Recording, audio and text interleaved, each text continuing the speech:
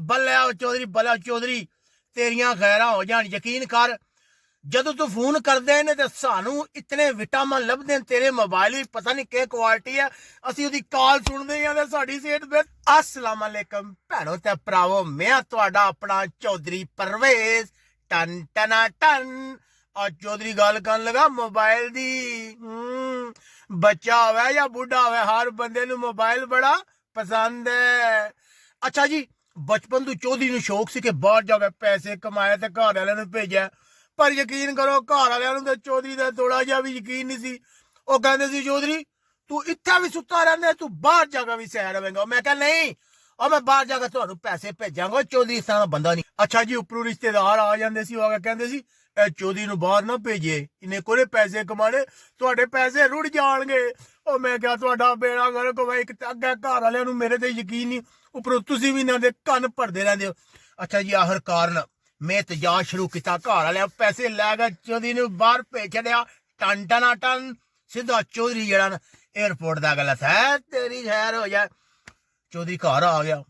हूँ चौधरी ने मेहनत मशक्कत शुरू कर दी थी, जो काम लभे चौधरी ने ना छोटा काम देखा ना बड़ा। ए चौधरी ने कौन सी, कई बंदे मैनू कहते सी चौधरी ए काम ना करिए, तेरी शान दे मुताबिक नहीं।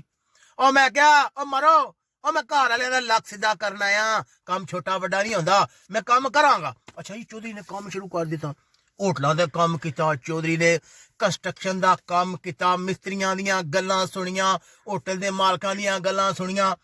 चौधरी तरक्की करदा करदा टैक्सी चलाई, सारे काम किते है, तेरी खैर हो जा।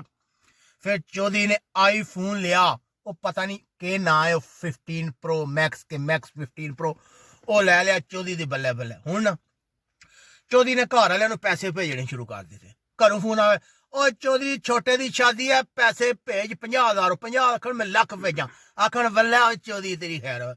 फिर कदे आखन चौधरी दा आ गया पैसे दे भेजना, ओ भाई चौधरी पैसे भेजा, सारे जोड़े लै लो।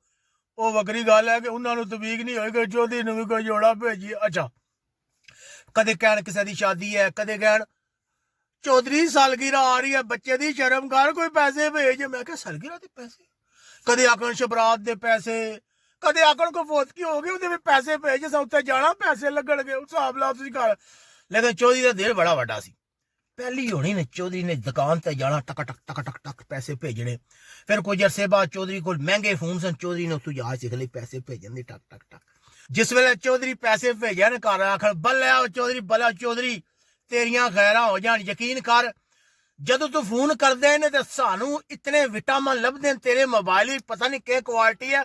असीं ओदी कॉल सुनदे हां ते साडी सेहत बेहतर हो जांदी है। मैं क्या बल्ले भाई है चौधरी दे अशके। अच्छा जी, फिर वक्त बदलिया, चौधरी का काम जांदा रहा, चौधरी कंगाल हो गया। जेड़ा आईफोन सी ने चौधरी ने वेच के मकान का किराया दे छड़िया, चौधरी कोल पैसे ना रहे। फिर चौधरी घर फोन करे, चुक्कन ही कोई ना, 2-3 बार फोन किया कोई ना चुक्कन। एक दिन फोन किया तो घर वाले कहते चौधरी रोज फोन ना करिया कर, तेनू पता है ए फोन विचों छुआवां निकलदियां इंसानी सेहत वास्ते कितनियां खतरनाक न। मैं क्या ओहो शुक्र है, मैनू तो पता ही कोनी सी। उस दिन मैनू पता लगा कि असल मसला मेरे फोन विच है। जद महंगा मोबाइल सी ने तो उहदे विटामिन निकलदे सी, हुण मेरे को सस्ता मोबाइल है नहीं देना, घर वालियां दी सेहत मुतासर हो रही है। उस तो बाद ना मैं फोन किया ना उन्हें चुक्या, चौधरी ते रुल गया।